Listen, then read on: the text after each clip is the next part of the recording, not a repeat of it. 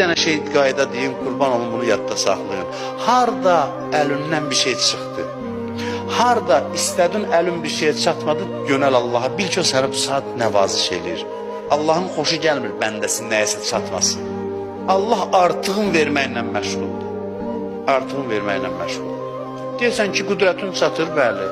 Rəhəmlisən, bəli. Mən çalışmışam, bəli. Nəticə yoxdur. Deməli, sən daha üstün bir şey mənə vermək istəyirsən, bunu verməməklə. Daha artıq bir şey vermək istəyirsən. Kim ora diqqət eləsə, onda həsrətini çəkməyəcək. Deyəcək, belə dünəndən olmasın. Nədənsə məhrum olanda, nəsə əlüzdən çıxanda, nəyəsə çatmayanda yas qurub qəmli statuslar paylaşmayın. Deyin ki, Allah mənə bundan artığını vermək istəyir. Allah bundan üstünlüğü vermək istəyir. Daha üstün bir şey vermək istəyir.